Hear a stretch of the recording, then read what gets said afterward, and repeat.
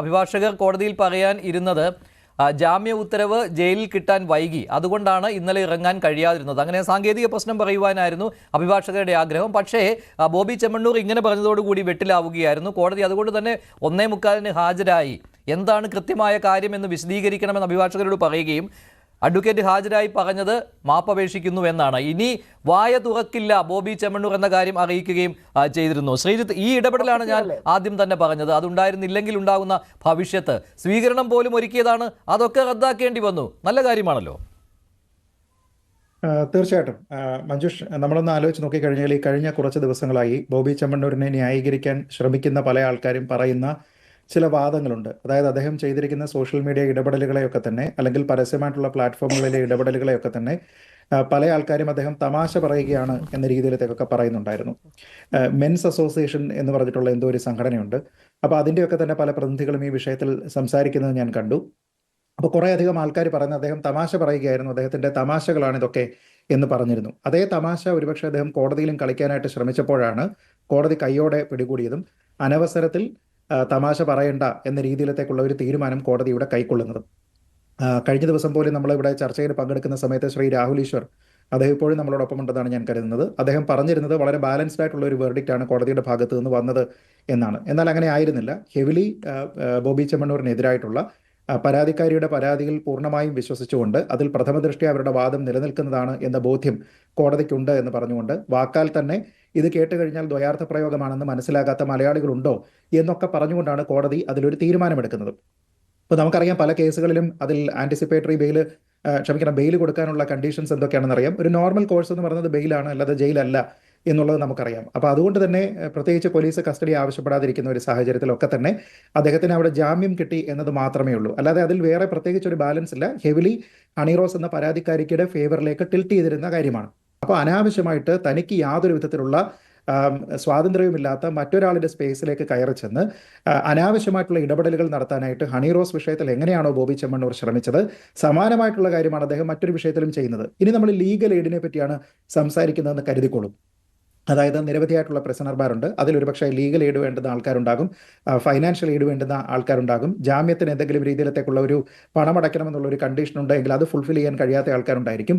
അങ്ങനെയുള്ള ആൾക്കാരെ സഹായിക്കുന്ന നിരവധി ഏജൻസികൾ, ലീഗൽ എയ്ഡ് സ്ഥാപനങ്ങൾ നിലവിൽ തന്നെ ഉണ്ട്, പല NGOകളുമുണ്ട്. പക്ഷേ അവരാരും തന്നെ ജയിലിൽ പോയതിനു ശേഷം എന്നാൽ ഞങ്ങൾ ഇന്ന് രാത്രി ജയിലിൽ കഴിയാം, ഞങ്ങളിവിടെ പ്രതികളോടൊപ്പം കഴിയാം എന്ന് കരുതിയിട്ടല്ല പ്രവർത്തിക്കുന്നത്. അതിനൊരു സിസ്റ്റമുണ്ട്. ആ സിസ്റ്റത്തിന് നിങ്ങൾക്ക് ഇത്തരത്തിലുള്ള ഡിപ്പാർട്ട്മെന്റ് ഓഫ് ജയിൽസിലും നിങ്ങൾക്ക് പോകാം. ഒരു പക്ഷേ ഈ കേസിന്റെ മെറിറ്റിന് വേണ്ടി എന്താണോ പരിഗണിക്കാവുന്നത് അതിനേക്കാൾ കൂടുതലായിട്ടുള്ള ബോധ്യം ഈ വിഷയത്തിൽ ഈ ജാമ്യ ഹർജി പരിഗണിച്ചിരിക്കുന്ന ജഡ്ജിന് തന്നെ വന്നിട്ടുണ്ട്. എന്ന് വെച്ചാൽ അദ്ദേഹം അവിടെ വലിയ രീതിയിലത്തേക്കുള്ള തെറ്റ് ചെയ്തിട്ടുണ്ട് എന്നുള്ളതാണ്. ഇനി അതിൻ്റെ ഒരു റിഫ്ലക്ഷനാണ് ഇന്ന് അദ്ദേഹത്തിൻ്റെ പരാമർശങ്ങളിൽ പോലും ഉള്ളത്. അതായത് നിങ്ങൾക്ക് കൂടുതൽ കാലം ജയിലിൽ കിടക്കണമെങ്കിൽ അതിനുള്ള വഴി ഉണ്ടാക്കാം, നിങ്ങളുടെ ബെയിൽ ഞാൻ റദ്ദ് ചെയ്യാം, ഈ വിചാരണ ഫാസ്റ്റ് ട്രാക്ക് ചെയ്യുന്നതിന് വേണ്ടിയിട്ട് അത് അടുത്ത മാസം തുടങ്ങാനായിട്ടുള്ള മാർഗം ഞാൻ നോക്കാം എന്ന് പറഞ്ഞു കഴിഞ്ഞാൽ കോടതി പോലും ബോബി ചെമ്മണ്ണൂരിനോട് ഹോസ്റ്റൈലായി മാറുന്നു എന്ന രീതിയിലത്തേക്കുള്ള ഒരു തോന്നൽ ഉണ്ടാകേണ്ടതിൻ്റെ കാരണം ബോബി ചെമ്മണ്ണൂരിൻ്റെ ഭാഗത്ത് ന്യായമില്ല എന്ന് കോടതിക്ക് ഇതിനോടകം തന്നെ ബോധ്യപ്പെട്ടതുകൊണ്ടാണ്. ഇപ്പോൾ ഇതേപോലെ തന്നെ അനവസരത്തിൽ മറ്റുള്ള ആൾക്കാരുടെ സ്പേസിലേക്ക് കടന്നു കയറിക്കൊണ്ടാണ് ബോബി ചെമ്മണ്ണൂർ മുമ്പ് അഭിപ്രായം പറഞ്ഞിരിക്കുന്നതൊക്കെയും. അല്ലാതെ താനൊരു അഭിപ്രായം പറയുന്ന സമയത്ത് താനുമായി സൗഹൃദമുള്ള ഒരാളല്ലാതെ മറ്റൊരാളിനെ എത്രത്തോളം ഒരു പേഴ്സണൽ സ്പേസിലേക്ക് കടന്നു കയറുന്നത് അയാൾ എൻ്റർടൈൻ ചെയ്യുമെന്ന് നമുക്കുണ്ടാകേണ്ടുന്ന തോന്നലിനെ സാമാന്യ ബോധം എന്നാണ് വിളിക്കുക. കോമൺ സെൻസ് ആണ്. ഇപ്പോൾ രാഹുൽ എൻ്റെ സുഹൃത്തായതുകൊണ്ട് എനിക്ക് അദ്ദേഹത്തിനെതിരെ ഒരു തമാശ പറയാം, അദ്ദേഹത്തിന് വേണമെങ്കിൽ എന്നെക്കുറിച്ച് തമാശ പറയാം. പക്ഷേ എനിക്ക് യാതൊരു വിധത്തിലുള്ള പരിചയമില്ലാത്ത ഒരാളിൻ്റെ അടുത്ത് ഞാൻ ചെന്നിട്ട് അയാളുടെ പ്രൈവറ്റ് സ്പേസിലേക്ക് ഇടിച്ചു കയറിയിട്ട് ഒരു ഫോർമലായിട്ടുള്ള ഒരു ചടങ്ങിൽ വെച്ച് ഞാനത് പറഞ്ഞു കഴിഞ്ഞാൽ അവരതിനെ ആ രീതിയിലത്തേക്ക് കണ്ടുകൊള്ളണമെന്നില്ല. ചില ആൾക്കാർ ഒരുപക്ഷെ ആ സമയത്ത് ഒരു രീതിയിൽ പ്രതികരിച്ചേക്കാം, അതല്ല എങ്കിൽ പിന്നീട് അവരുടെ അതൃപ്തി നിങ്ങളെ അറിയിക്കും. അത് അറിയിക്കുന്ന സമയത്തെങ്കിലും അത് മനസ്സിലാക്കിക്കൊണ്ട് പെരുമാറുക എന്ന് പറയുന്നത് നിങ്ങൾ കാണിക്കേണ്ടുന്ന സോഷ്യൽ ബിഹേവിയറിൻ്റെ ഏറ്റവും ബേസിക് ആയിട്ടുള്ള മാന്യതയുടെ ഡെഫിനിഷനിൽ പെടുന്ന കാര്യമാണ്.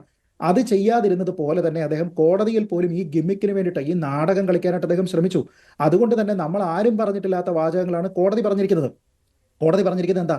കളിക്കാൻ വരരുത്, എന്നാണ് കോടതി പറഞ്ഞിരിക്കുന്നത്. സാധാരണഗതിയിൽ നമ്മുടെ നാട്ടിലെ കോടതികളൊന്നും തന്നെ ഈ രീതിയിൽ പറയാറില്ല. എന്ന് വെച്ചാൽ കോടതി അത്രത്തോളം ഇറിറ്റേറ്റഡ് ആയിട്ട് ഇദ്ദേഹത്തിന് യാതൊരു വിധത്തിലുള്ള സ്പേസും ഇല്ലാത്ത ഒരു സ്ഥലത്തിരുന്നു കൊണ്ട് ഇദ്ദേഹത്തിന് ഇടപെടേണ്ടതല്ലാത്ത വിഷയങ്ങൾ, അല്ലെങ്കിൽ ഇടപെടണമെന്ന് ആഗ്രഹമുണ്ടെങ്കിൽ ഈ രീതിയിൽ അല്ലാതെ ഇടപെടാവുന്ന വിഷയങ്ങളിൽ അദ്ദേഹം ഈ രീതിയിലത്തേക്ക് എന്തിനാണ് പെരുമാറുന്നത് എന്നാണ് കോടതി ചോദിക്കുന്നത്. അതുകൊണ്ട് തന്നെയാണ് കോടതി പറയുന്നത് വേണമെങ്കിൽ ഇതേപോലെ തന്നെ പിടിച്ച് വീണ്ടും അകത്തിടാനുള്ള, അല്ലെങ്കിൽ ഈ ജാമ്യം നൽകിയിരിക്കുന്നത് ഞാനാണെങ്കിൽ അത് റദ്ദ് ചെയ്യാനും എനിക്കറിയാം എന്ന രീതിയിലത്തേക്കുള്ള ഡയലോഗുകളൊക്കെ തന്നെ നമ്മൾ കോടതിയിൽ നിന്ന് എന്തെങ്കിലും കേട്ടിട്ടുണ്ടോ ശ്രീ മഞ്ജുഷ്? അതിനർത്ഥം കോടതിയെ അത്രത്തോളം വെറുപ്പിച്ചിരിക്കുന്ന നടപടികൾ അദ്ദേഹത്തിന്റെ ഭാഗത്ത് നിന്ന് ഉണ്ടാകുന്നു എന്നാണ്. എന്തിനാണ് അത് ഉണ്ടാകുന്നത്? അപ്പൊ ഞാൻ പറയുന്നത്, അദ്ദേഹം ഏത് കേസിൽ പെട്ടിട്ടാണോ പോയിരിക്കുന്നത് അതിൽ അദ്ദേഹത്തിന്റെ ഭാഗത്ത് തെറ്റുണ്ട്. ആ ജയിലിൽ നിന്ന് പുറത്തിറങ്ങുന്നതിന് വേണ്ടിയിട്ട് അദ്ദേഹം ഒരു ഓർഡർ സമ്പാദിക്കുന്നു. ആ സമ്പാദിക്കുന്ന സമയത്ത് അതിനെ ഓണർ ചെയ്യുന്നതിന് പകരം അദ്ദേഹം വീണ്ടും കസർത്തുകൾ കാണിക്കുന്ന സമയത്ത് അദ്ദേഹത്തിന്റെ ഭാഗത്ത് വീണ്ടും തെറ്റുണ്ട്. അതുകൊണ്ട് അദ്ദേഹം ഈ കാണിക്കുന്നതെല്ലാം തന്നെ ഒരു മാർക്കറ്റിംഗ് തന്ത്രം, അല്ലെങ്കിൽ ഒരു ഗിമ്മിക്ക്, അതല്ലെങ്കിൽ ഒരു നാടകം എന്ന നിലയ്ക്ക് മാത്രമേ നമുക്ക് കരുതാൻ കഴിയുകയുള്ളൂ.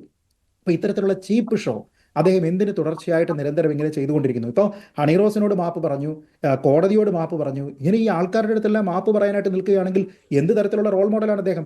അദ്ദേഹത്തിന്റെ സോഷ്യൽ ബിഹേവിയറിനെ പറ്റി ചർച്ച ചെയ്യുന്ന, അദ്ദേഹം മറ്റൊരാളിന്റെ സ്വാതന്ത്ര്യത്തിനെ ഹനിച്ചുകൊണ്ട് സംസാരിക്കുന്ന രീതിയിലത്തേക്ക് പോകുന്ന, അദ്ദേഹം ഒരാളിനെ ബോഡി ഷേമിംഗ് നടത്തുന്ന രീതിയിലത്തേക്കുള്ള പ്രസ്താവനകൾ നടത്തുന്ന, നിയമത്തെ ലംഘിക്കുന്ന രീതിയിലത്തേക്കുള്ള പ്രസ്താവനകൾ നടത്തുന്ന സമയത്ത് അദ്ദേഹത്തിന്റെ ചാരിറ്റിക്ക് ഇതുമായിട്ട് എന്താണ് ബന്ധം?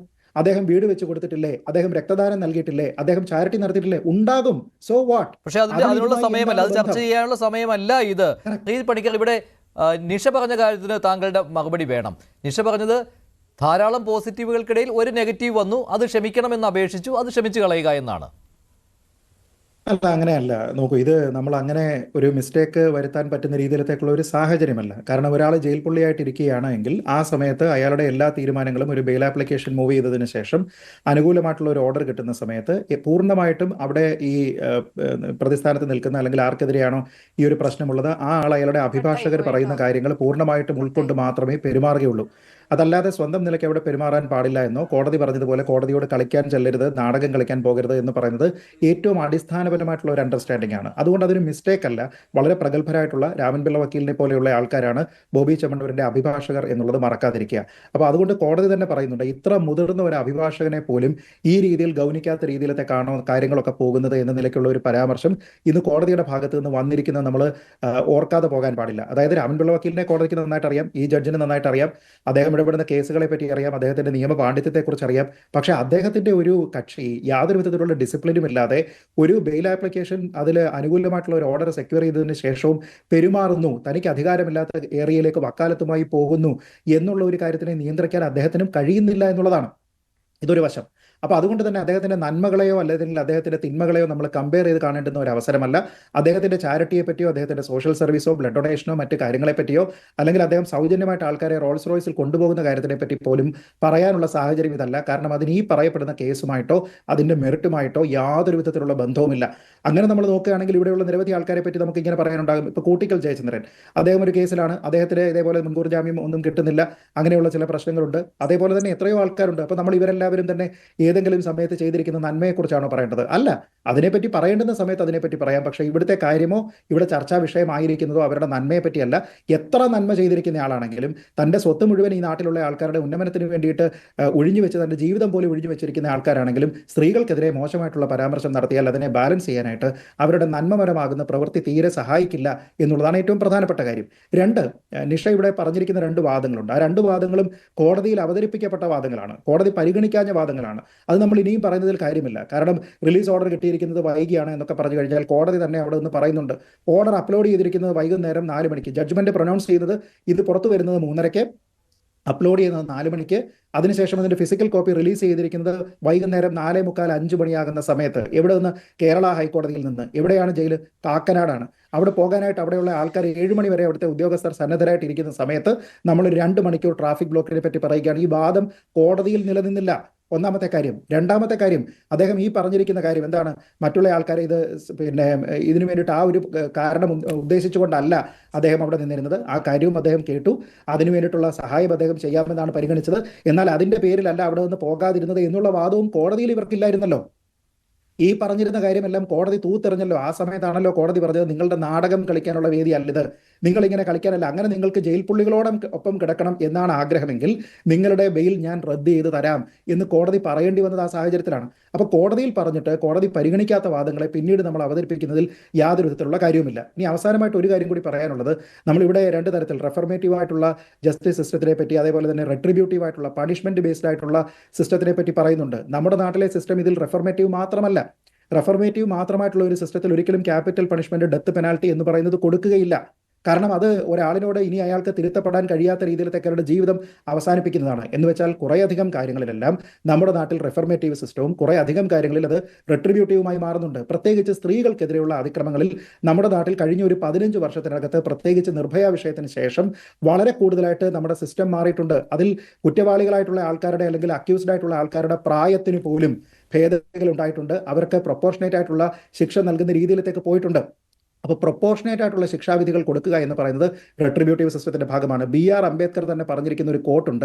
അദ്ദേഹത്തിന്റെ വാചകം ഇങ്ങനെയാണ്: pathways of justice are not linear nor without obstacles എന്നാണ്. അപ്പോൾ അതുകൊണ്ട് ഒറ്റ സിസ്റ്റത്തിലെ എല്ലായിടത്തും പാലിക്കാനായിട്ട് നമുക്ക് കഴിയുകയില്ല. അതുകൊണ്ട് തന്നെയാണ് ഇവിടെയുള്ള ഒരു കാര്യം മാതൃകയാണ് എന്ന് കഴിഞ്ഞ ദിവസം കോടതി പറഞ്ഞു. ഇത്രയും ദിവസം ഒരാഴ്ചയോളം അദ്ദേഹം അവിടെ കിടക്കുക എന്ന് പറഞ്ഞു കഴിഞ്ഞാൽ അത് തന്നെ സമൂഹത്തിനുള്ള സന്ദേശമാണ് എന്ന് പറഞ്ഞു. അത് ബോബി ചെമ്മണ്ണൂർ അറിയാത്തത് കൊണ്ടാണോ? അല്ല, അദ്ദേഹം അറിഞ്ഞിട്ടുണ്ട്. എന്നിട്ട് പോലും അദ്ദേഹം അവിടെ ഒരു നന്മമരമാകാനായിട്ട് ശ്രമിച്ചു എന്നുള്ളിടത്താണ് പ്രശ്നം.